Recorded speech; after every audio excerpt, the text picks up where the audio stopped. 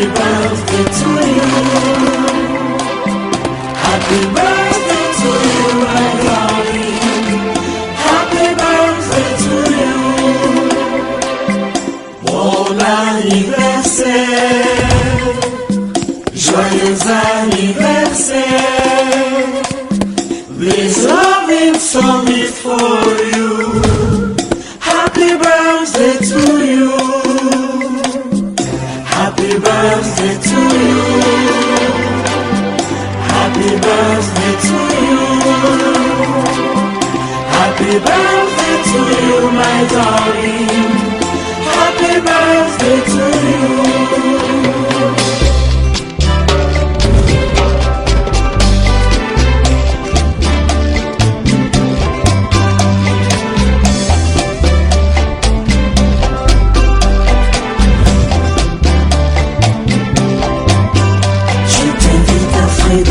Cette charmante mélodie, mon anniversaire, oh sister, je t'invite à danser cette belle chanson.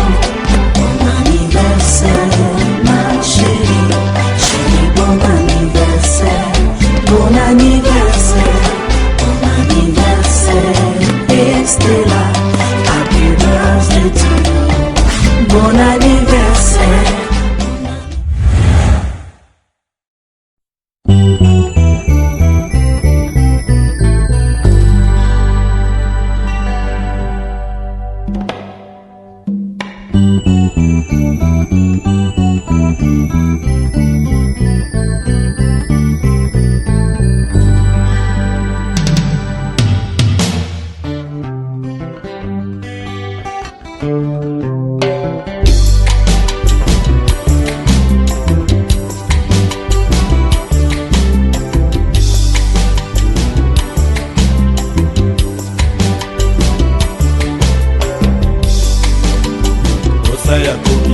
Eyelingai sheri akatopina osa ya koningisa yanga nzoto yo sheri akatopina lelo mokolo babotaki ngai c'est mon anniversaire de naissance lelo mokolo tobalanaki c'est notre anniversaire de mariage ningisanga moke topina okabelinga kado lelo ya anniversaire ya mbotama nanga nga pe nasombeli yo lelo kado ya anniversaire de notre mariage d'amour mais la Turbo King Tobina au club de Brazza chez Africa Moto à la référence au mambo.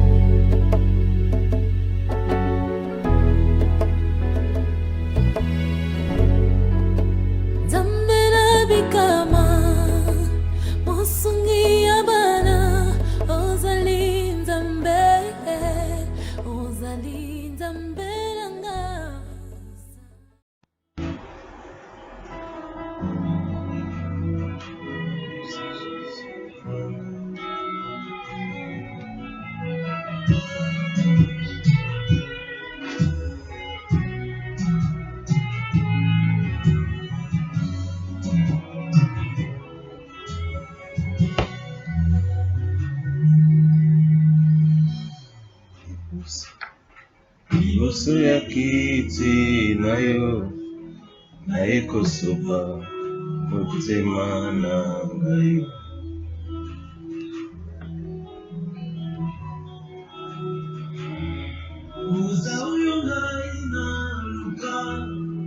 Uta makala elamo na yo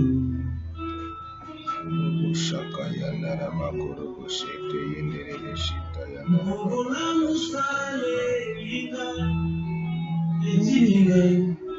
naimba nzembo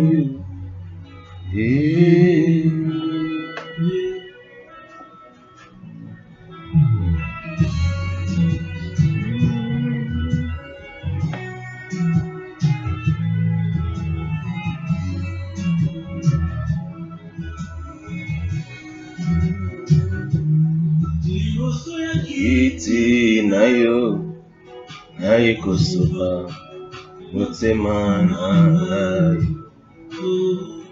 Merci Seigneur Jésus. Yondelai na luka uta makala naima monyo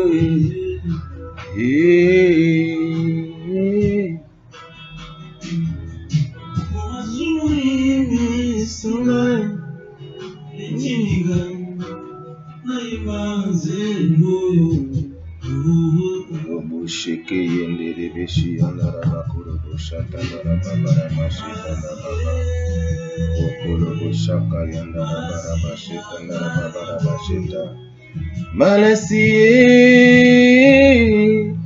malasi nanga yangoyo malasi nanga yangoyo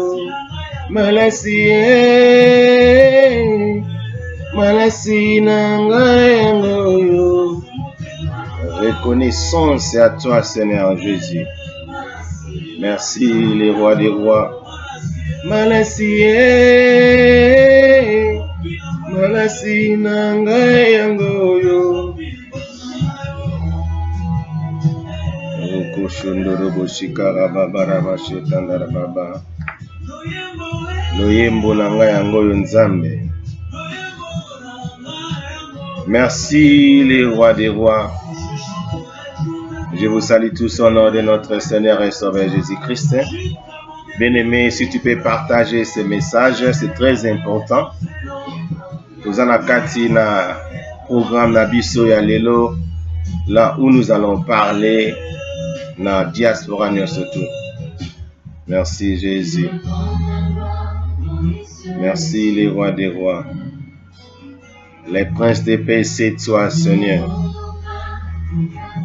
Le Dieu qui ne suffit à jamais, c'est toi, Jésus. Oh yes. Nous bénissons ton Saint-Nom, le roi des rois.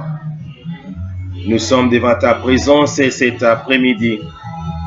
Merci, Jésus. Oh yes. Malasi nanga yangoyo.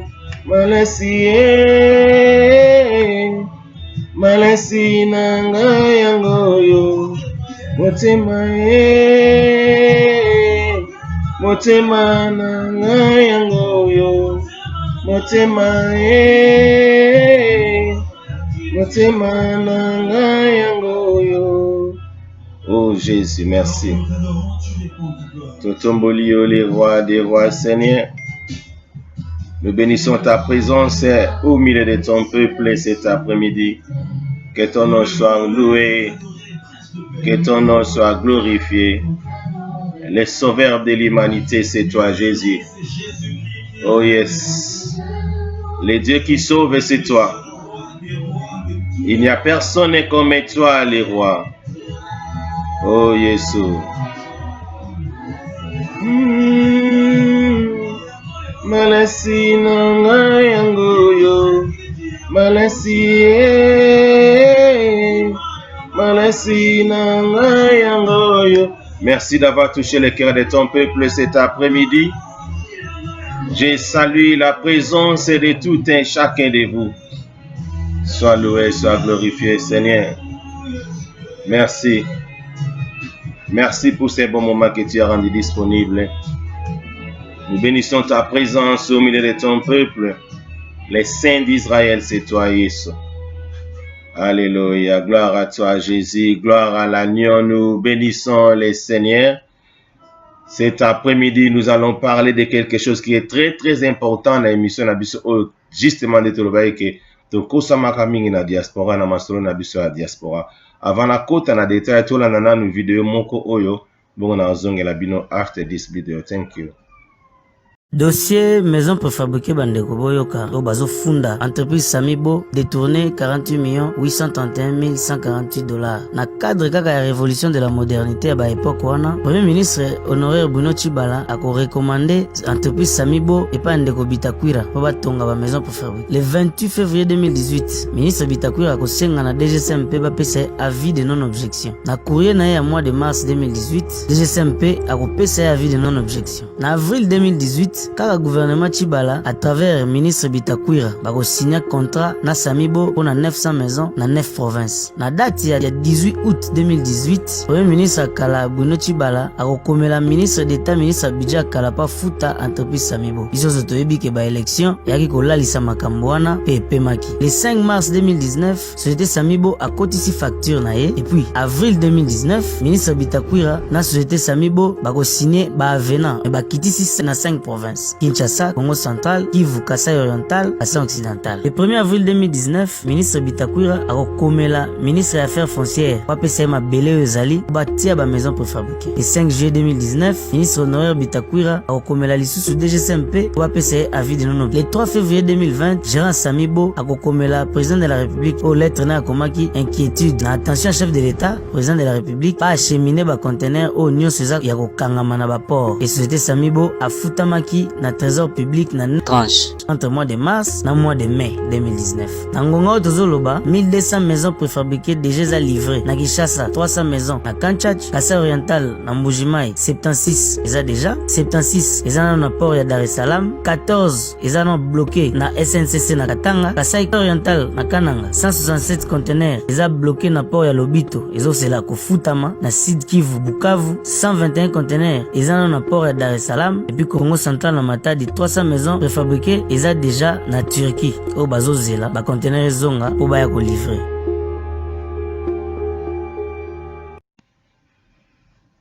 De retour sur Welcome TV, nous venons de suivre les images Bomoni, images où on n'a pas de commentaires. Tout le monde a un message moko très important avant de continuer. On va écouter des voix et puis on entend quelque chose et puis après je vais clôturer avec méditation moko ensemble. Tout le monde a un message. Mes respects, cher Maurice. Est-ce que tu sais qu'il y a une délégation des notables Bashi qui est allée voir le président au niveau de Kinshasa pour demander la libération de leurs frères? Mais ils ont été désagréablement surpris de la réponse du président. Le président leur a dit que aucun d'entre vous ne peut pas aimer ces messieurs plus que moi. Mais je voudrais vous dire, s'il y a quelqu'un qui sait un féticheur ou un prêtre qui peut prier pour lui, d'aller le faire sitôt. Parce que ça faisait 2 mois avant son arrestation que lui ne le voyait pas. Il a ces 4 Brésiliens qu'il a amenés et placés dans des différents hôtels à Kinshasa. Et il s'amuse avec à temps et à contre-temps. Et puis à tout moment dans des boîtes de nuit. Et donc il ne travaillait plus. Et il leur a dit, allez demander même à vos enfants qui sont travaillés à la présidence parce qu'ils sont nombreux ici. Il m'a tellement déçu et il a mis la vie et ma vie et la vie de toute la nation en danger. Alors, nous venons d'écouter ces messages. Not many people have already built. You cannot destroy what's not there. There's no life for Congolese. There's no life. As if I can compare Congo with other countries. There's no life. There's no economy. There's no salary. There's no security. There's no administration. There's no justice. So how can we think that we are destroying? There is nothing to destroy here. As Nkunda bides his Ok, Toyoki message ande kona ndinga lobiki albi qui n'a pas la vie au Congo, donc il est en train de minimiser notre pays. Tout le monde a ce message là. Bonjour mes chers compatriotes, écoutez cet homme dans cette vidéo qui vilipende et qui minimise les Congolais. On a fait en disant il n'y a rien au Congo, il n'y a ni la loi, ni le travail, ni l'économie, ni l'État, ni l'administration, ni la vie. Comment voulez-vous qu'on puisse dire aux Rwandais qu'ils sont en train de détruire le Congo alors qu'il n'y a rien? Donc pour eux, le Congo, il n'y a rien, donc ils ont le droit de détruire. Et vous, les Congolais, vous écoutez ceci et vous ne réagissez pas. C'est-à-dire qu'on a un problème de conscience ou psychologiquement déréglé. Je pèse bien mes mots. Ok, ça c'est un frère de Sud Kivu. Il est Tinda qui répond concernant la vidéo de Kolanda. Toi, on a sur voix soyo. Patriote congolais, c'est la voix du Kivu. Naye lelo po ayebisa bino na répondre na ba propos ya monsieur Moïse Nyarugabo oyo lelo kombo na ye koma Moïse Nyarugabo mais kombo na eza Moïse Nyarugabo. Moïse Nyarugabo aza Rwandais pour le moment avec les nominations à l'élection au Lekana Congo en 2018 a se retrouver à Noma Yepe à comme député national élu de circonscription d'Uvira mais atiaka Minembwe comme son territoire. Pourtant Minembwe ngai eza mabele na ngai après avoir kozwa vidéo na ye isali awa eza 22h na mona kolala te fa répondre message oyo kendele ba journaliste ya Kinshasa. Premièrement les journalistes de Kinshasa na ebisi bino nyoso boza ba collabo boza ba ennemi ya Congo parce que il y a des babemba Kinshasa, il y a des bafuliri, il y a des banini au pesa gabango plateau te pour que balo baba il s'appelle sécurité ya oyo les kanakati ya est ya mboka. Bozala la kana toujours kwa appuyer les Rwandais ba menene bo Moïse Nyarugabo pour que bakosa bana Kinshasa makambo oyo les kanakati ya est ya Congo. D'abord, ce monsieur là Moïse Nyarugabo, ce n'est pas Moïse Nyarugabo, il est rwandais. Même il étudiait, il avait fait ses études à l'université de Lubumbashi avec les gens comme le professeur Echa. Babandoko benga ye Moïse. Sikoyo nande ko mwana Congolais kombo Moïse et difficile bandoko benga ye Moïse. Nde esika azui kombo ya Moïse Nyarugabo. Celui-là c'était Rwandais du père et de la mère. Moïse Nyarugabo lobibi kambo ebele. Ba journaliste qui cherchent il faut boye baké toyebi déjà position na bino boza ba collabo bozolinga ko kosa opinion internationale na ba congolais histoire ya mboka boko ya kosa biso histoire ya mboka te bozolo ba ke bino boza ba patriote boza nini bozo mondela mboka botuna même na bato basana bobutu soki na kati ya Congo tozalaka na tribu oyo babeta ba Nyamulenge bino kuna na Kinshasa bolingi to bisa bino mbala boni bolingi to lobana monoko nini po bo comprendre hein. Ba journaliste qui chata bamone ki kolia mbungu ba Rwandais nde ekosala bibo ko ba millionnaire biso ba bembe to sala nanu massacre à ta place mokoté à Kobo ba Rwandais. Nous on était attaqués par ces Rwandais là qui s'étaient autoproclamés ba Nyamulenge ba bembe tout ba banda ofanga na au plateau. Moi chez nous c'est dans le plateau de Mitumba là où vous appelez au plateau de Minembwe. D'ailleurs il n'y a pas au plateau de Mitumba de Minembwe, c'est au plateau de Mitumba. Ezana batu oyo bakufa ezana batu oyo ba Rwanda ba botula ba ngombe na bango hein nana kokiko kima na bangombe tango ba Rwanda bazo ba army na 96 ko mabiso nana kokiko kima na bangombe ba Rwanda na Congo bayaki na bangombe te, ce sont des Rwandais. Ba Rwanda na Congo mabele na biso bayaki kombo na bango eza ba Rwanda to botama to iba za ba Rwanda ba koko na biso iba to ba za ba Rwanda ba papa na biso to ba za ba Rwanda aba 88 89 nde bayaki ko changer sikoyo ba kombo parce ba bomiyo soki obengi Rwanda ba bomiyo pour ko benga ngo ba Nyamulenge ekolo nini na Congo bo mabato pour que ba zo kombo pour que ba ozala muruba iko o mabato moto parce que ba abenga mono lelo barwande wana 89 88 89 baboma bato ebele pour que kunani bato batika kobenga yango barwande babenga bango banyamulenge. Alors azomata na baradio mozinyaruga bokeno nazana yo babembe bazoboma banyarwanda siko babembe bazoboma sawo za banyamulenge wana wapi bango bomaki bato na Rusenda bomaki bato na Balungulu bomaki bato nani Akyumba bomaki bato Malinde bomaki bato Makobola siko bango nani bakotikiso kipupu kuna ba plateau babomi bato bazwi bapo bangombe babembe bazaki bangombe pele babembe bazaki bangombe epeli les milliers de Rwandais bangombe mais barwande bazwa bikoloko nyonso wana nani moto okyo kubisa biso place moko ka babembe basala massacre banyamulenge soki banyamulenge basali za banyamulenge place ni il y avait un lieu comme les aki mbonga ya tribu ya nani ya babembe azaki nani Clara Shimbo azaki na plus de 300 vaches bango barwande wana banyaruka bonde bato babotola bangombe wana lelo nyaruka ba ndo koleka kino bazo bangombe bazo bangombe na bango nani bato bazaka ngai koko na ngai azaki bangombe beli koko na ngai nani banani bazaka bangombe na bango soki dabino barwande te azaki na plus de 70 vaches barwande bazaki bangombe nyoso wana.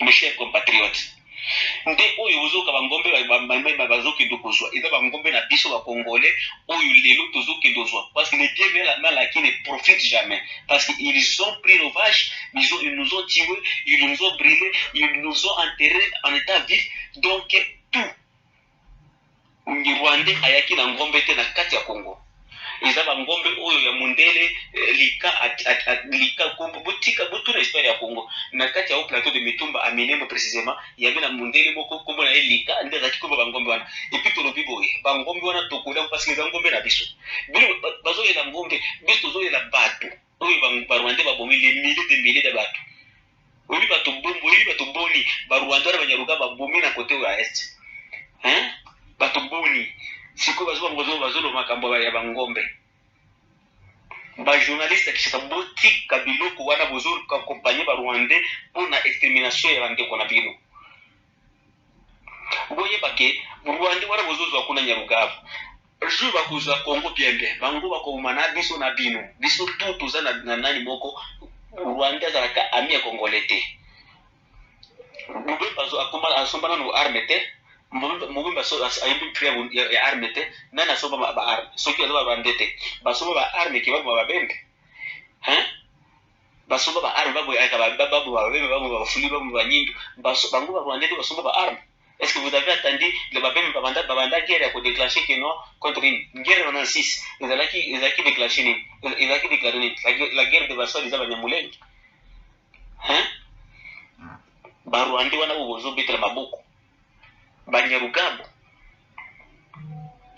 ngai naza la voix de Kivu mwana fi mwana Kivu naza mubembe 100% et puis biloko oyo biso ba Rwanda basala biso peut-être ceux qui vont mona kango bolinga bo ndopesa ngo ba nini ba espace na ba plateau na bino bo été parce que batwana baza ba tueurs ce sont des assassins surtout ces Nyarugabo là ils sont frères Nyarugabo ce sont des assassins et des assassins mais bino bozo mona bango kaboy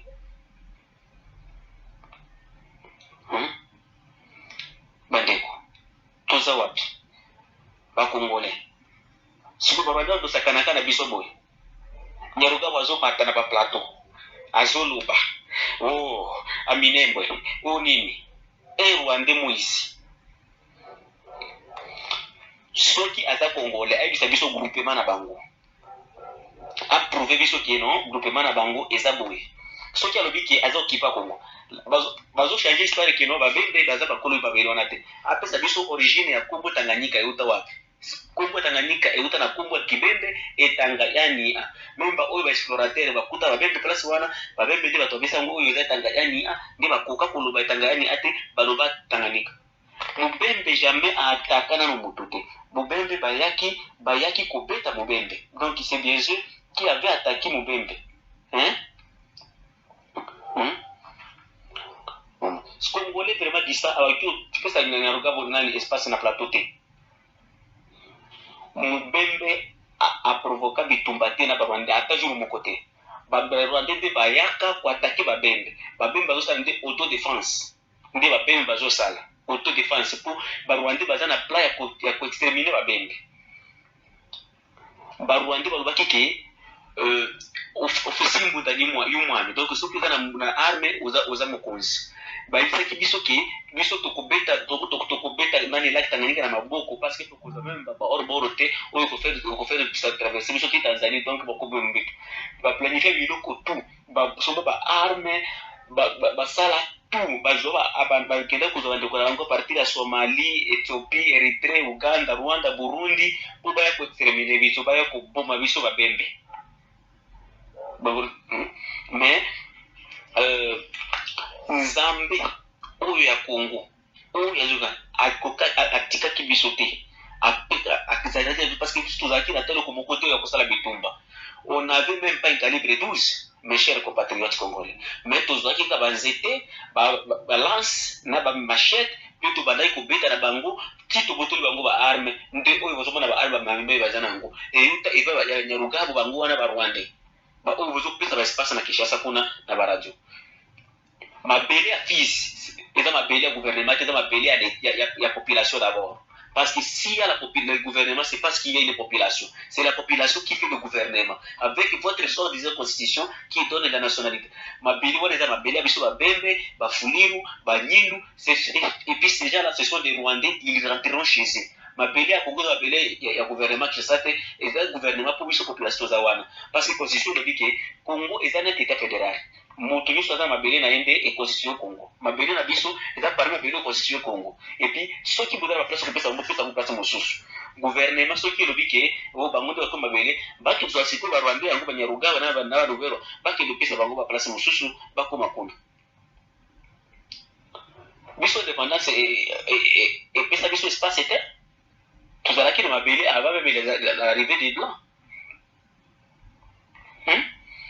lelo nde ozomona barwandi bazosala pression mpa na biso mpo bazwa mabele na biso automatiquement nani par force parce que constitution na biso pour kozala congolais qualifié il faut ozala mabele ata moto moko to na Congo azolukaka mabele te parce que to moto to aza na mabele babembe banyindu banani bato to baza na mabele na bango alors bango barwande baozombinga Banyamulenge baza na mabele eza wapi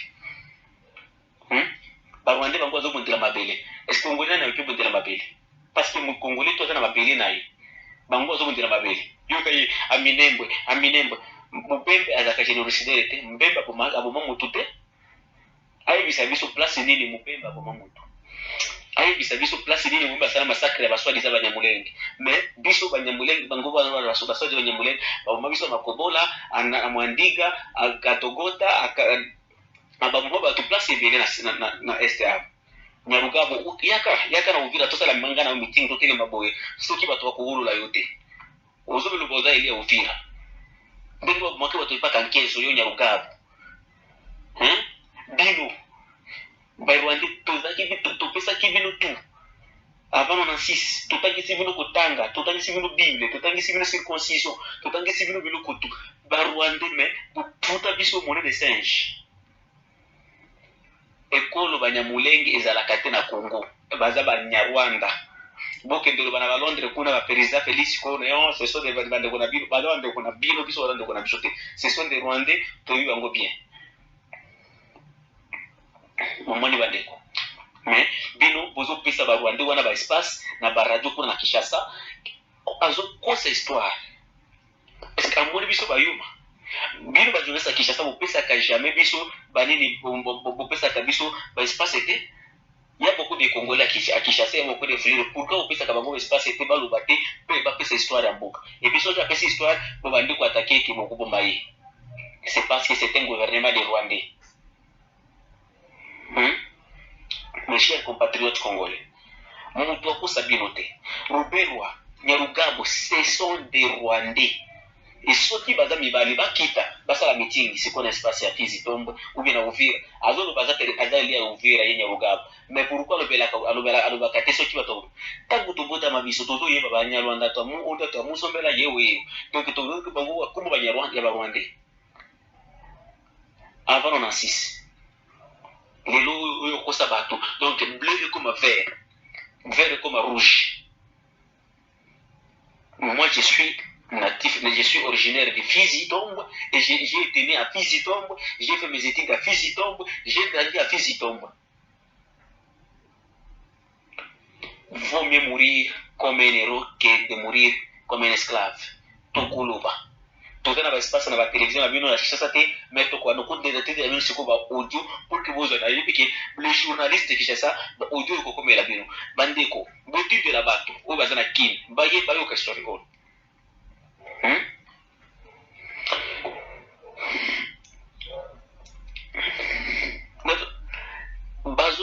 Bazozwa babandiki kozwa bachef coutumier na biso kobuka bachef coutumier na biso période ya RCD basali barete ya nani ya frappe oyo bandolo bawanaki na période ya RCD basali papier ya frappe kolinga kokata territoire na biso pour kosala ke territoire de Minembwe okuya kokata territoire ya Minembwe na kati ya mabele ya bato Minembwe eza na kati ya gouvernement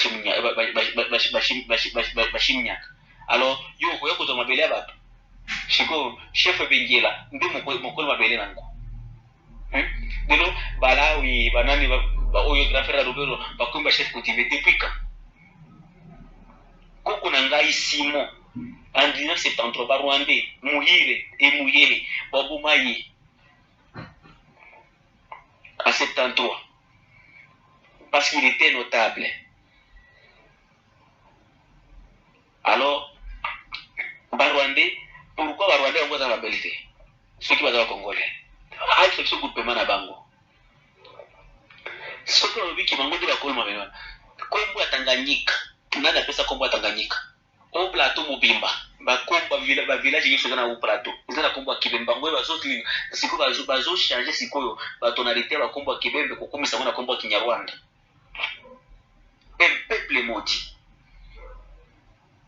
bandeko il faut que tu en face na ba Rwandais ba noti ba utiliser ko poenge kuto ba ko kisa bolu ba ka ke bobeta ba Rwandais na nona piti tanguyo Rubero zo sala nini nyaruka ba sala nini na Kinshasa nyaruka bo okoki kokosa ba histoire te okoki kokosa ba histoire te et puis soki olingi to okoki ko bisa weke tangu ba bemba utaka na o plateau kuna ko kitana se nani alaki nani azalaki na bango koko nani yaki na bango na periode ya table ronde Rwanda nani chef nani ya babembe ndio azalaki representant ya babembe nani na kati ya table ronde conférence souveraine oya Mobutu bino bozalaki na kati mais biso tozalaki na kati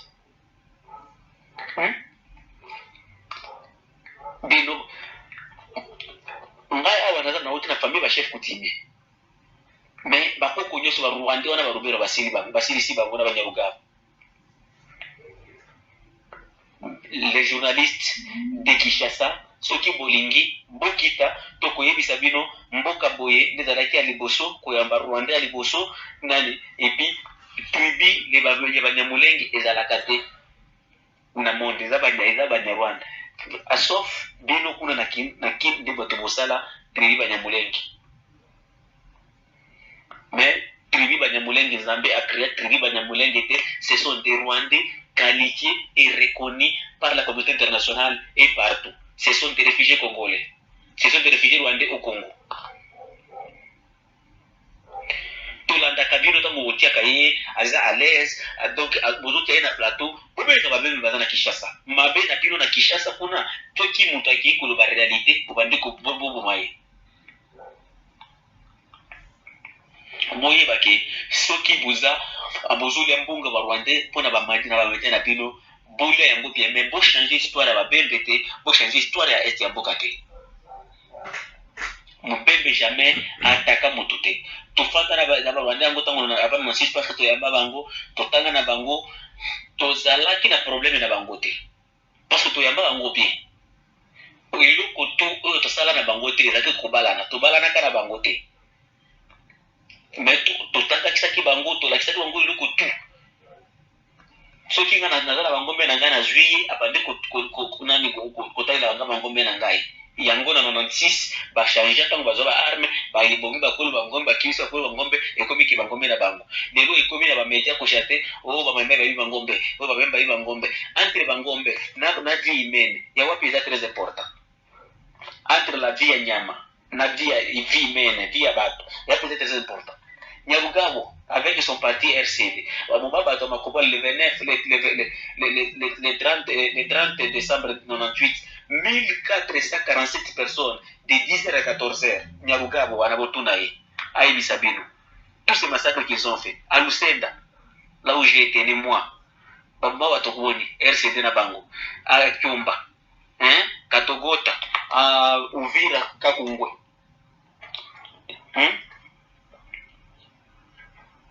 Et puis, Bangombe Bazuru Balwana, Bangombe Mundelika, le gouvernement Zahir. Ifuta bangombe wana eza bangombe na biso ya Congolais oza la Congolais wapi bangombe wana yaka ozo eza bangombe na yo parce que gouvernement Zaire ifuta bangombe wana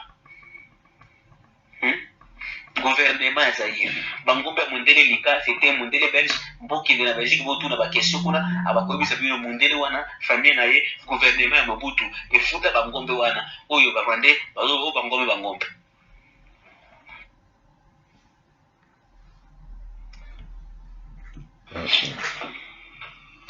Baronde babomi déjà batobili babomi intellectuel babembe babomi pasteur babembe babomi bana basi babomi bana ebele mais bino polela kaka o okuka ngaruga bazolo bangombe entre bangombe na bato bino bozoboma donc bangombe c'est très important koleka bato biso bozobino bozoboma tobongisa bangombe boni obino bozwa biso tobongisa bato boni obino boboma biso Nyarugabo aleka yebisa biso mboka moko tubiki village boye babemba basalaki massacre ya baswaliza banyamulenge mais biso tozana ba village ba mboka tokobisa bino mboka te ba batota mboka te ba batota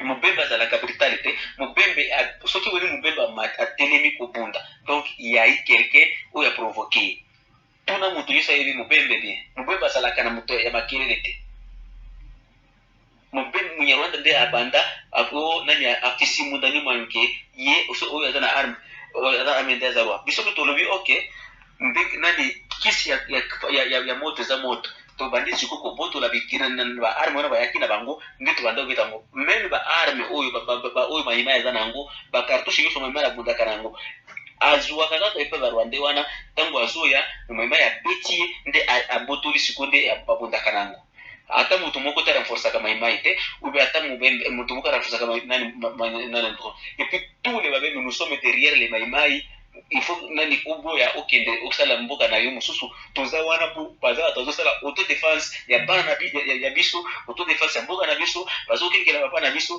na mabele na biso. Et si vous voulez, nous resterons toujours là derrière les maïmaï pour défendre notre pays. Nous n'allons pas dans notre salle besogne le gouvernement où va se défendre parce que biso donc Rwanda c'est comme exterminer biso ndebi no sepela. Tout ça ndakaka boy. To ba bomba biso.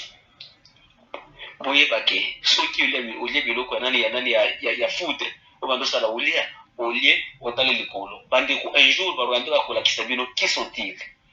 Oyo tomona bino pe bokomona kango ata mbemo moko sala génocide te biba pe baza agressé les maïmaï qui sont dans les forêts ils sont agressés et puis ils sont en train de lutter contre l'agression étrangère et la mauvaise gouvernance.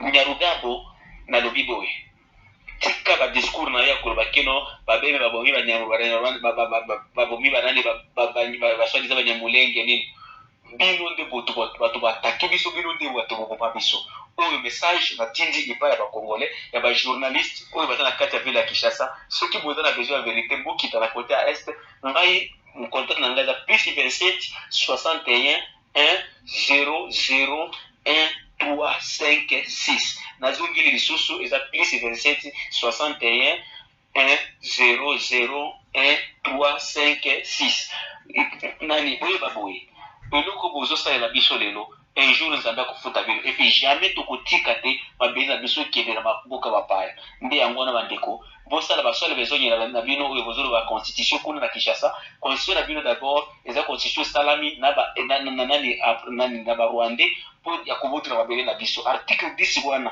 euti na kati article 4 ya code de l'Emera na article 217 euti na article 7 ya nani ya code de l'Emera. Merci. Ok, merci beaucoup. Boyoki Voice a PCP numéro na ende quand sur l'année mingi dans la zone vraiment donc dans le très bien. De la même manière, c'est que vous pouvez faire bino bataki no ana bobengaye. Bon encadrer bandeko baba victime ya makamo biso to ba génocide baba victime ba kufa na ba famille tout c'est très important. Alors pourquoi ngai je ne suis pas bon na ko lo baté ben na zo ko encadrer très bien. Et bien nous pouvons encadrer batu bena ko zo bango ba yebi histoire ngo très bien. Na yebi ke bozape na batu muso pe kuna na Congo oyo ba yebi histoire mais mingi bazape ba rebelle mais bango pe ba victime il faut bazala pe na kati ya masolo parce qu'ils ont beaucoup souffert et ça là parce que nous sommes des Congolais dans le bango chaque fois notre pays est agressé. Lorsque un pays est agressé ba agresser sous deux fois payer en côté bien mutu baza ko agresser ba agresser sous deux fois payer en côté. Alors vous êtes bien que faut to kota pendant na kati ya masolo oyo parce que biso na diaspora to kosama trop ba information mabe bima yango to telemi pona ko sisa mo ba vérité musu to na message o ba PPTT la oya bon na kati ya mokili ba siliki à cause ya liwa ya ndeko ya Jijone wa kofa to la to kana. Le collectif des jeunes consciencieux du Sonko étant consterné par le décès jamais élucidé du juge président Raphaël Eyani, après une concertation avec la famille biologique du défunt, le collectif des jeunes consciencieux du Sonko demande que soient connues les vraies raisons de ce décès dramatique, et ce, en passant d'abord par l'autopsie, avec la participation effective des organes de la communauté internationale, entre autres la MONUSCO, l'ONU, l'OIF et autres. Faute de quoi, nous, peuple Tétel, nous allons nous prendre en charge, en commençant par des manifestations de grandes envergures sur toute l'étendue du territoire national. D'aucuns ignorent la révolte de Batetela qui avait fait couler de l'encre et des salives. Peuple Tétela n'est pas n'importe quel peuple. Il est le peuple de Patrice Emery Lumumba. Il est le peuple de Ngongo Lutete. Le juge Raphaël Eyani Ovungu n'a pas cédé à la corruption et aux menaces de l'idéologie de notre père spirituel, Patrice Emery Lumumba. Nous demandons également l'implication positive et personnelle de M. le Président de la République, chef de l'État, son Excellence Félix Antoine Tshisekedi Tshilombo, et celle du premier citoyen de la province du Sonko, son Excellence M. le Gouverneur Joseph Stéphane Moukoumadi, ainsi que celle de toutes les femmes et tous les hommes épris du sens du patriotisme. Car cette disparition pour nous, prématurée, ne nous laisse jamais indifférents. Car son âme se fera perpétrer en nous. Ainsi, les vrais tombeaux des morts résident dans le cœur des vivants. Ça devient inadmissible que la province du Sonko, longtemps abandonnée à son triste sort, a vu le sang de ses filles et fils couler impunément à chaque phase déterminante de la vie de la République démocratique du Congo. Nous citons en 1960, à l'indépendance du pays, c'est le sang de Patrice Emery Lumumba qui fut coulé. 2. À l'éviction du régime Mobutu, c'est le sang de Kisase Ngannou qui était coulé par les dirigeants de l'AFDEL. 3. Pour instaurer aujourd'hui l'état de droit en 2020, voilà une fois de plus le sang du juge et président Raphaël Eyani Ovungu qui est sacrifié. Le peuple Tétel promet de se prendre en charge et l'avenir en dira un mot. Car un peuple conscient de son destin est plus puissant qu'une bombe atomique. Cicéron Ouamba, chargé de communication du collectif des jeunes consciencieux du Sankuru. Alors, vous qui message à bas jeune consciencieux à Sankuru. Toi, dans le message, bon aussi, Bonjour, bandeko nyonso oyo bakozwa libaku ya koyoka message nasengi bino bopartage vraiment message oyo bopartage yango ebele parce que ezali justement moment moko ya réflexion oyo biso bakongolais il faut tosala par rapport ya oyo ezokomela mboka. Nazo komi présenter, mais non komi présenter mobimba te po il faut na garder moi anonymat na nga. Nazali moko membre ya UDPS, nazali pe moko ya famille présidentielle. Lelo soki nazwi makasi wana nakobenga mo courage te mpo na bombani. Mais nalingi nalobaka po toza bato kibomoto mpe esengaka ya moko ososola. Mais soki okomi kososola ekomaka na konga moko oyo esalaka ke okomi komona makambo lokola ozotala yango na TV. Biso tokoti na kati ya pouvoir te, biso toza libanda pouvoir mpo nayebisi bino ke naza nanga kaka membre ya UDPS mpe nazali membre ya famille présidentielle. Naza na poste ata moko te mpe nalingi ata mpe kozwa poste wana te.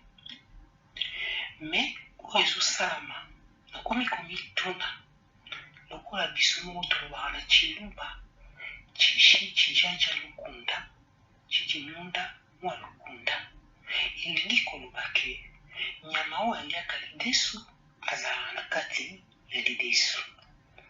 Bato babika nanu kofungola miso makasi mpona koyeba mabe oyo ezokoma na UDPS mpe liwa oyo ezokoma na présidence ezouta wapi.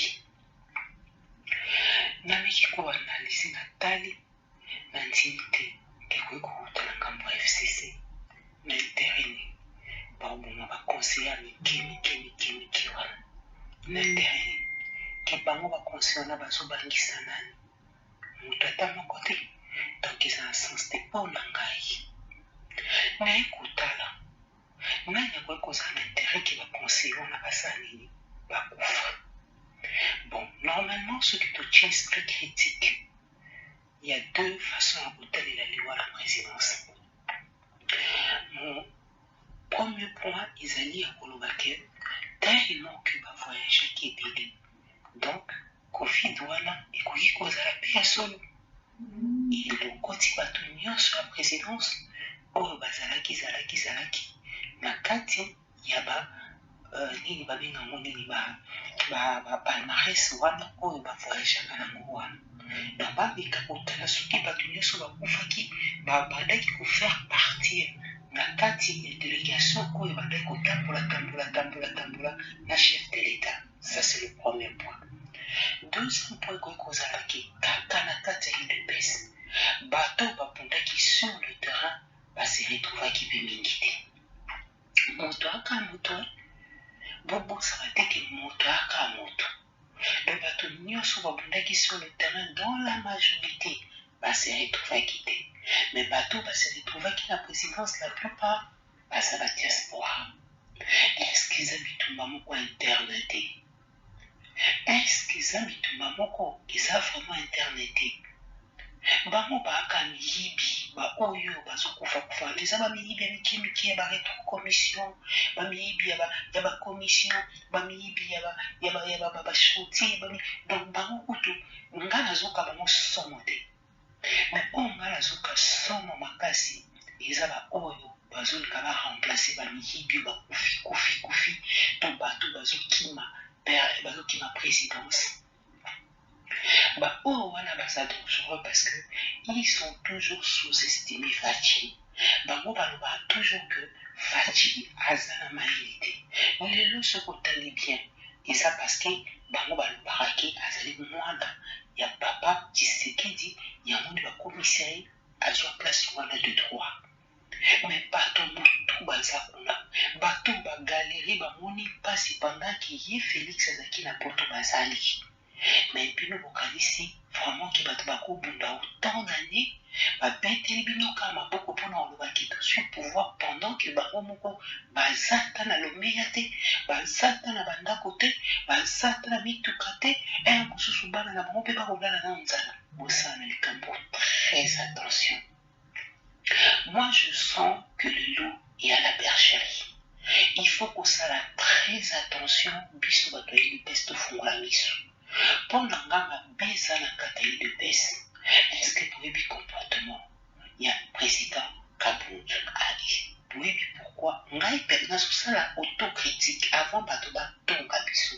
Il faut même biso mo peto bateau ça l'autocritique. Les longs à la moment là qui Kabound a sa mission à et ça c'est encore très dangereux parce que la minute a commis côté pas et un rajouté pas ils allaient très dangereux parce que capable de ça comme le chien a enragé à construire son bouclier sur route à l'intérieur. Donc Kabound soit Kabound na présidence président Félix soki message ko komela yo kozwa Kabound kozwa Kabuya la présidence te komeka kozwa même pas la frondeur wana la présidence. Mais c'est dommage parce que normalement bato bakokai kozala yo nde ba wana oko inventer pe bato te ok kozwa pe bato FCCT pour les sous risque de perte ouverte makasi. Mais cette situation de la présidence c'est une situation qui est grave. Dans une situation en place, donc, ils avaient des problèmes, ils s'arranger du jour au lendemain, et ça serait naïf. Il y a des changer, et puis tout ira bien. On est naïf. Il faut chercher les fins. Il y a les camps, la présidence. Et moi, je crois même que c'est un problème, un combat interne. La kataï de baisse. Donc, c'est-à-dire que, balobi, to baby, ça va pour la diaspora, mon basui, petit, les bakuna zélo, les bakuna chiffon, basui, oyo, mon capacité. Ok? Donc, écoutez, kozala, il y a une machination, un modèle, voilà. Mais, tout exclut, peut-être, pas possibilité, moussous. Oya kolobaki koy kozala bato ngambo ekoy kozala monsieur X to madame Y. Donc kobosana te to sous-estimé te. Mais moi je pense que ils allaient plus bato ya île de peste bango moko mbaza à la base nango parce que baconseil o bakofi wana babandaki kobakisana ni bato FCC ni bato UNC bando bakisa te. Mais bafamille biologique oyo ya biso to perdre si babandaki kotelemela déjà babandaki kotelemela Kabound babandaki kotelemela comportement ya Kabuya babandaki kotelemela makambo ebele. On ne sait jamais. Décision finale wana rien que de part patronyme yango ça veut tout dire. Donc bomeka nanu kotalela nanu je n'accuse pas mais nasengeki bato bafungola nanu miso na comportement ya Kabound bofungola nanu miso na comportement ya bafrondeur. Est-ce que Aza Pintana va lier Fachi? Est-ce que Aza Pintana va oyaï ou va Simba en toute confiance? Je ne crois pas. C'est une situation qui est d'une aberration ou Ezanga Kombo. D'une aberration sans précédent et grave. Donc, il s'est dit que Yé Mama Marthe, ou Yakoum Kofanda, Ako Limbisa Maboko, Ako Tala Makamusus, Yé Nga considéra qu'elle souhaitait qui Azali ou Mama ya président.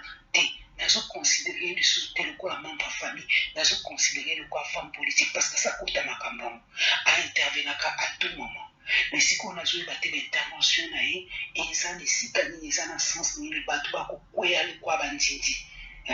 Président, c'est comme le Colanda, on va faire la porte, on va fenêtre, on ne sort au côté azur, on a un pimi. Mais hier, nous avons dit que sous place parce qu'on se le dise. Hier, nous avons dit que sous place on a conseillé que nous avons dit donc, Azali est co-responsable à ma campus comment. Donc, il est grand temps à réparer les erreurs. Donc, les canaux nous Et en plus de cela, toujours on a un parlement.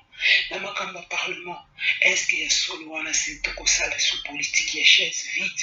En 2020, et ça a un sens à mon côté. Donc, UDPS, donc ceux qui capondent à qui n'a poste, il y a premier vice-président à l'Assemblée nationale, donc pour tout ça, aucun député. Donc, voilà, c'est comme on dit, mais biso na sens ni. Biso pour côté qui dépeste là, on le voit parce qu'il y a un membre de famille, mais pas tout soit côté qui dépeste pour ça, dictat ou un comportement, et ça n'a sens ni. Donc, trouvons la solution, mettons qui des congrès. Urgent, bon, ça, la congrès, urgence de remettre la pendule à l'heure. Partis qui n'a qu'au koufa, partis qui n'a qu'au béba, haine koti, jalousie koti, garde esprit koti. Parti wana soki fachi botelemeli parti wana te parti wana soki te na kokufa et vous allez voir et ce n'est que depuis tito comme en 2023 bakuba oyo kobima kuna bondima te. Donc il est grand temps ya koréunir bafils mikoko wana barmée des bâtisseurs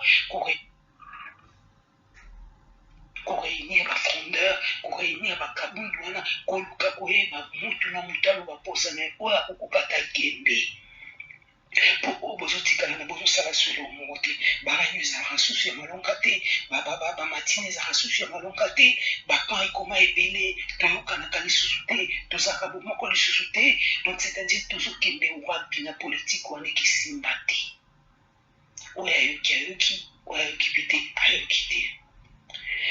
Nga nazongeli faci mpona oyebisa faci boye balobi moninga malamu eza moninga oyo asimbaka na ntango ya mpasi.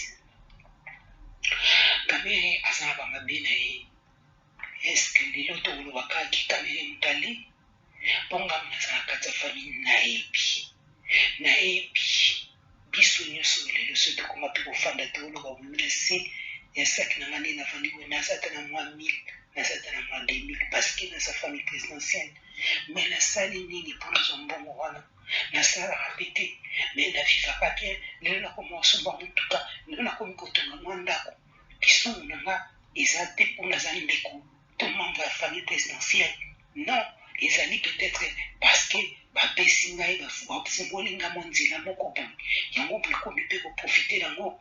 Mais estce kamera aza ye moko nde moto ayibi esolo mpenza banda pouvoir oyeba ti Jama kabunda ibate. Est-ce que maman m'a balia mbongote? Est-ce que banana babokilo nyakero balia mbongote? Est-ce que yemoko fachi balia mbongote? Est-ce que bana fachi balia mbongote? Est-ce que celui de tout l'année, mais pourquoi il faut qu'on tombe en moto mbeka?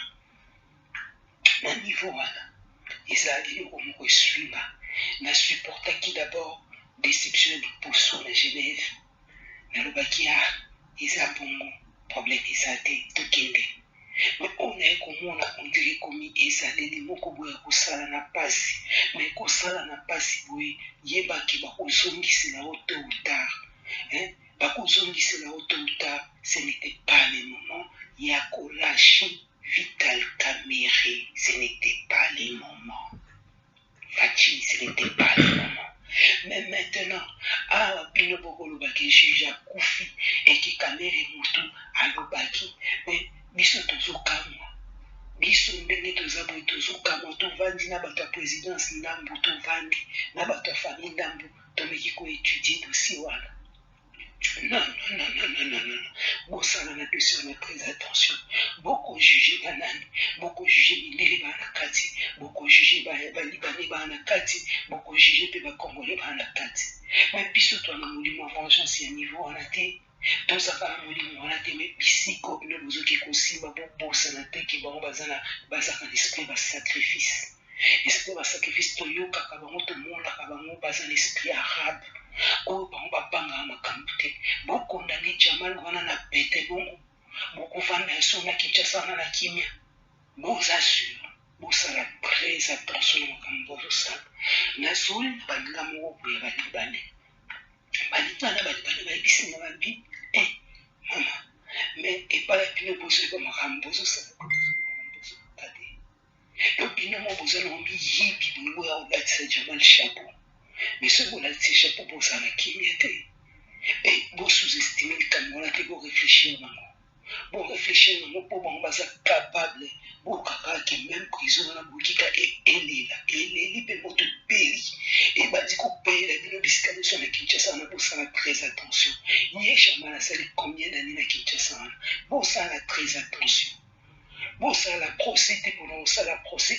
23 ebanda na kamere na Jamal te esimba te.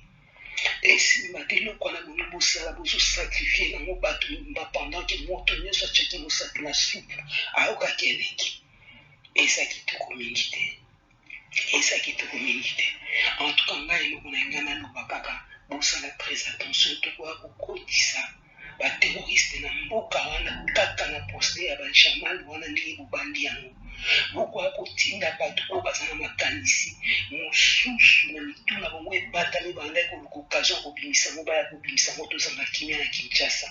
Ape okiki bana kuna mpe na tribunal yango soki mpe na makala yango bajuge yango bakomi kokwea moko toyebi place okende na likambo te. Bosala attention bobimisa Jamal wana aza na bambongo asilisa misala na ye bobotola ye passeport bosinyale ye botika ye asilisa misala bandeko na ye balibani bazali bakoki kodefise bambongo bakoki kosalisa ye na bana na ye mpo basilisa bachantier na bango me kokanga bango ezo arrange eloko moko te. Ezo arrange bango eloko moko te. Estce bino boza na besoin mosala esila to boza na besoin ya kokondane me soki botiki asala mosala te eki bokondane ye bongo boyebaki bokokotisa terroriste na Kinshasa. Soki bokotisi terroriste na Kinshasa bokosisa ngo te. Bokosisa ngo te. Bokeba abombi okokufa na kamere nga natali kosi wana na okakisika kamera obaki opekisa moto te. Moto nyonso akoluka image wana ya koloba yalobaki bato nye koko kaluti soki kaluti wana toyebi biso nyonso toyebi ezaleli na ye. Bino eske boyebi ke guerre interne mpe ezali ye facha nomaki bamagistrat soki baprésident soki babiloko nini yakendaki konome kuna na justice me bakoko kaluti wana batiaka mpe motema na kati te babimaka te. Boyebi te ke guerre interne mpe eza kuna na kati. Bosala très attention. S'il vous plaît, vous serez très attention à vous bonisa bateau. Beaucoup côté terrorisme, bah juge, bah moment où vous avez la guerre d'esprit, bah vous avez un règlement de compte. On a pu concourir la carte parce que procès on les a procédé tous les enjeux. Bah tout le monde on a besoin aux alawana pour bah nous sommes vérifier la zone dans le rouler la bombe bon. Mais on quand il va nous sommes aussi la place juge à la qui on a moutuni en ya koka ko ngaza la dit. Donc pour ça la très attention ce procès là ils ont la tentation ebele ils ont makamu ebele et ko kiko botape makamu ebele fachi fongo la misu ko bomisa ba tout belé. Oko bomisa ba tout belé. En tout cas pour la le bandeko na suki wana po partager na ndenge bino mingi nzambe apambola bino nasengi ke vraiment motu nyonso akoyoka message à partager yango natiki bino. Merci. Ok, merci namoni mpo na lelo nasuka mpona bamessage parce que bamessage eza tellement ebele. Alors RP Poussani, j'ai d'autres choses à faire. Alors na tulandi ser wana ndenge alobi aza na famille présidentielle wana ndenge alobeli toyoki mpe mwa baide na ye eloko na ye natalisa biso to oyo na comprendre na kati ya makambo nyonso tozolekela tututu lesi moto so amonaka eza passe-temps mais non eza vraiment passe-temps te. C'est très important etant que biso nde bapaster tokutaka na bamakambo oyo parce que eza très important. Il y a une chose oyo na banso wana bandeko mobo eza très grave, eza très vraiment nécessaire. Ezaka na ba grâce muso eza na ba grâce humanitaire bapesaka bato à cause de l'humanité opesi mutu mo grâce mo quelconque na makambo ezoleka na dossier na biso ya 100 jours oyo na koti oyo ndenge ndeko ndenge alobi wana pe ndimo ndenge ndeko alobi eza na ba makambo musu tokosala ke tokopesa mutu moko grâce moko humanitaire na lobi te ke akitima na bi grâce humanitaire pona kolukaka pe. Alors nde na lobi omoni ndenge tozoboya trouble na mboka na biso ndeko mususu oyo alobaki wana ya Sud Kivu wana bango ba vivre makambo oyo ndenge ba Rwandais bakotelaka bango bobenga ye baza na ba makambo ebele ya koloba so na osala ngo parce que nayebi ke eta nazosala bande oyo naza na bato na tindaka tina ekoma nango mais bolinga quand même kozwa vraiment makanisi ya bien parce que dossier oyo ezolakisa biso na tel point mboka na biso ezalaki ya kobeba na tel point diffamation ekenda mabe tango batambwisaka kombo ya Joseph Kabila Kabange etant que Rwandais génocidaire ba makambo ebele pa papa Ngwanda biso to banaye koloba te to banaye koyoka kaka tozoyoka kaka to ndima parce que biso ozalaka te pour na hotel marteau le bateau défendre parce que connaît doyeba kité lo moko bateau ba yeba ki vérité baza ko banga ko loba parce que soki ba lobby bande ko mo ba oza ba ko beta bango ba minas makambe belebele et puis siko lobby au telemi olingo défendre kaka batu oyo baza na kati wana ba banda ko sala nito ba put you down pour te décourager au vent na yo ba mais pourquoi na loba donc cela veut dire ndenge mboke beba au mona siko ke ko bebisa batu bo moni ya jijo à côté lelo bazui photo na ye ya jijo wana na camarade ya Kamere batie bango ensemble ba bio jijo wana za camarade ya Kamere bandakala sikoyo soki biso dozalaki te na bakambo ba media o ezalaki te banga batia ka bongo kepe bongo jijo na bimi na pe aventurier pourtant ozomona bande tozoloba eza vraiment pasi pe mawa mais dans toutes les choses bolandi message ya bato ya ivona bakendeki okuta na président pour na basenga ke président a libéré Kamere boyoki ne président lobi ça na bande andena boyoka ki yango boyoki ne président lobi alobi ka linga Kamere mingi même na dernier temps awa makambo elekaki pone na wana loba na bino na kati na ba hotel wana mingi na kati na Kisasa babuma banganga donc les gens ba otravena banganga yango mona kisi plikoloka ya bozu ya mbongo et ça vraiment très participé mawa mutu donc ce que ça na projet na yo ke na okozwa te na ko comprendre na projet o ya 100 jours pour Jamal azwa projet wana il fallait corrompre dendaku donc faut apesa masaro ndaku ale masaro na o meme pa kame wo pesa siko projet siko ndenge moi ça lobby na répéter des mois ça lobby pour ce ngana lobby bien passer à zo finga moi ça lobby bino mo ba congolais bozana ba miyibi malobo ya moi ça lobby pour ce ngana lobby oh non passer à fingi biso miyibi te moi ça lobby bino moko ba congolais et puis moi ça va baza na famille président ça bino mo ba congolais boza ba vrai miyibi siko miyibi na bino bo komi ko bo bambisela ngo siko Jamal mais finalement siko ki muyibi ya congolais premier volet ndenge moi ça lobby siko boto komi ko bambela ngo siko Jamal aza mutu ayaki na marché et puis a corrompre pour na kozwa marché wana a corrompre pour na kozwa marché wana zo côté la Jamal te nazo loba makambo eza vrai a corrompre pesi dendaku pour na kozwa marché wana et Jamal a fait 52 ans na Congo ayebi français bien te il y a des choses techniques oyo se ma ke fa fokana loba mais bo condamné na pete bongo te à cause pe ya crime humanitaire grâce humanitaire ezalaka botali mo âge na ye bolo bateke na zo répéter bolo baté na côté les deux bateau tout au sambelaka azo subir déjà il était malade en prison azo soit ka traitement na prison boboy ko pesa liberté provisoire pas que nata na hôpital à se faire soigner. Pourquoi? Parce que dans ce bateau, ce bon monde nazo kima, ce qui n'engeni aussi longtemps. Vous-même, des vrais voleurs, vous avez volé de l'argent plus que Jamal. Masolo est de bandaki arati. Et bandaki que non, 57 millions. Et bimaki. Tant 57 millions bimaki. Tant conseiller principal de la présidence à Kenya na kati ya na banque a découvert que mon bimaki 66 millions 700 000 dollars oye bimaki. Siko tango bimaki wana. Est-ce que Jamal azwa kiango nyonso? Non. Siko Jamal na maboko na Jamal azwa na yeka 47 millions quelque. Tous les mbongo 9 millions ne kenanga na ba commission. Baboko lobelango ta na media ba lobeli yango siko pa Jamal ba yebse ndimaka andimi na ye parce que ebimaki po na ye. Donc ba be nyonso ya kinuibe ba Congo la tango. Faut quand même botala pour azwa ki na maboko 47 millions mais bozo tient na 57 millions donc 9 millions bimaki na commission mais aussi longtemps que mbongo ndenge bimani c'est ça la 66 millions 700 000 mais bazo lobake ba comme si ko tia ba kaki za ba TVA makambo moi na biso ya Londres beta masolo awa azara na shop na yena isid za makambo ngango ba VAT ba bino be na TVA OK na shop ya Costco ba oteka la biso ba carte nanu ce qui 40 livres ce mina carte OK omoni bouteille moko ya la chakaneti ya coca omoni bouteille mona sur ça na 7 livres yo tongo mona ngeza 7 livres bien ils moins cher les sur na tesque za 9 livres yo mona ko na 7 livres et ça 7 livres te parce que tant yo kende na guichet au sombango bako baxela yo VAT o na kisasa ba yenga TVA Donc, au sommet, on a 7 cités, au sommet, on est sur 10 livres. Alors, na yé, c'est quoi, mouta, au teka, net, yé, n'engazana, ateka, on 9 livres, mais yo, mouni, na Costco, 7 livres, na bien ngani.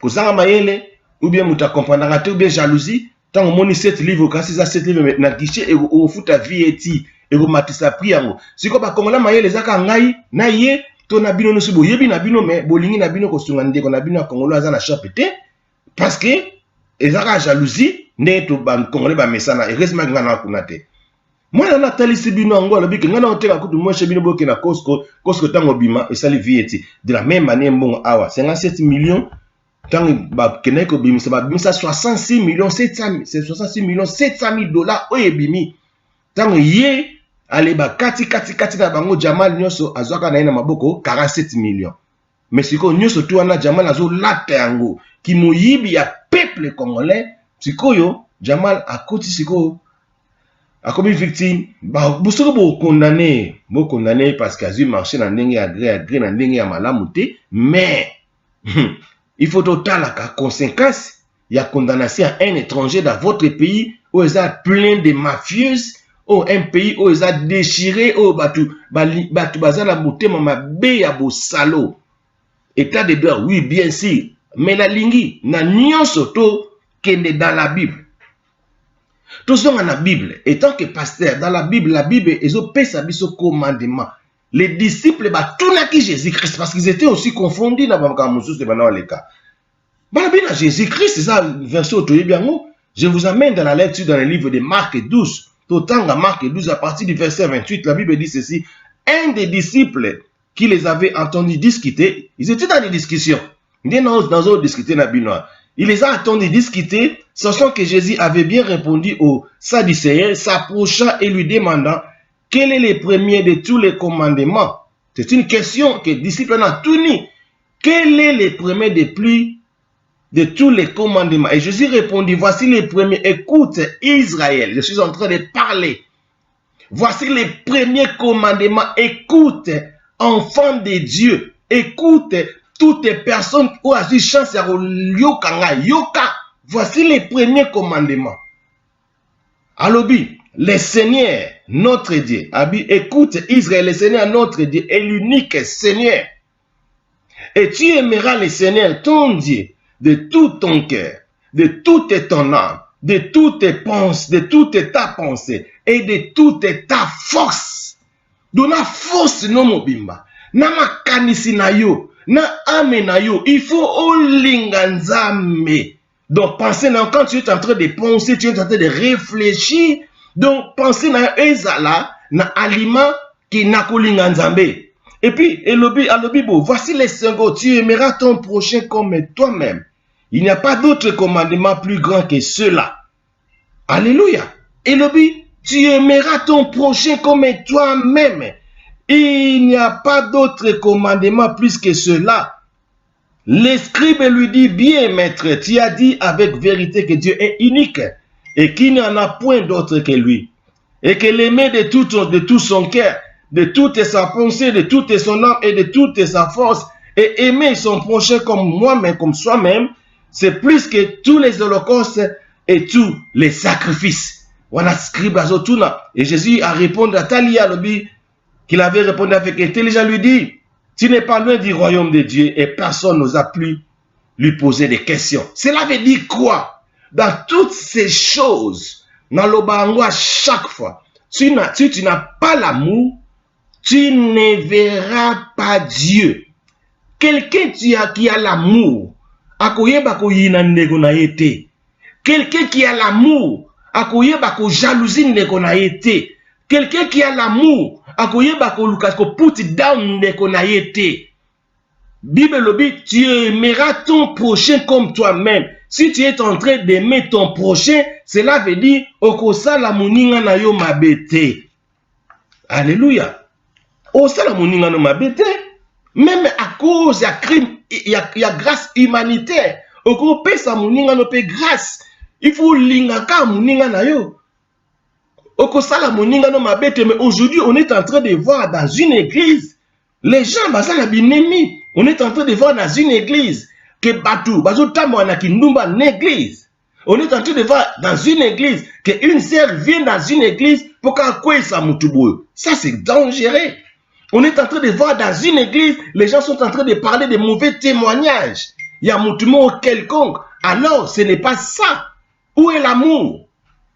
Alors, un sacrificateur, quelqu'un qui aime Dieu, il est là pour aimer son frère. Ce que l'ingi frère na ou l'ingi sœur na yo, ou quoi apporter mauvais témoignage na été. Ce que l'ingi frère na yo ou sœur na yo, ou koye bako puti frère na ou sœur no downte. Si tu es en train de faire ces choses, tu iras en affaire. C'est ça c'est là wana. Parce que vous en aliment na makamuna nzambe te. Bible lobi ke mutu soko lingi nzambe, oko linga nzambe na motema na omobima na pensée na yo. Na marche na yo o linga nzambe na makamuno tu o linga nzambe soki un hypocrite asa mutu atambo na bunzambe te. Si tu es hypocrite, tu es comme le diable est hypocrite. L'hypocrisie ça vient du diable. Alors notre Dieu n'est pas diable, notre Dieu asa nzambe hypocrisie te. Un hypocrite a ce qui mais en réalité il ne t'aime pas. Ça, c'est la sorcellerie. C'est ce qui se passe dans notre pays. C'est ce qui se passe dans nos églises. Plein de sorciers dans les églises. Mais je vous dis la vérité. Si tu ne me crois pas, moi je crois à ta place et je dis Amen. C'est ça. Nous devons changer. Bien-aimés dans le Seigneur, nous devons savoir que l'humanité tout entière, toute personne qui n'a pas l'amour du prochain, il ne verra jamais Dieu. Toutes les personnes, oh ça la baninga ka ba kanai, oh ça la ka baninga ke ba souffrir, oh ça la ka ke baninga ba mona pasi, oh ça la ka put ba tout down. Tu iras en affaire. Nazo jeté mais c'est ça, c'est ta voix. Une personne, oh ça la ko tiaka tiaka ba tout la béré. Oko kenali felo parce que tu es là en train de traduire les gens dans les erreurs. Non. On est là, Bible, Nzambatina biso pona toyeba ko se complétaner. Nzambatina biso pona toyeba ko sungana, tolingana les uns les autres. Si tu n'as pas l'amour, tu ne verras jamais Dieu. Alors on a ceux qui apprennent à l'élo parce que na ozonga na bino parce que ça un message belé awa. To retenir l'eau moko. Pour la grâce humanitaire, toyeba ko yeba ndeni na osala pour na makambo kende bien na mboka na biso. Tolinga teke no bino moko bosakimila na makambu. Bolinga ka ke no batu musuba zateka bino moko. Non, ce n'est pas ça. Boyeba que un jour tous nous allons mourir. Biso tozana matanga. Tozana matanga, mais nzamba pesa biso ka grâce.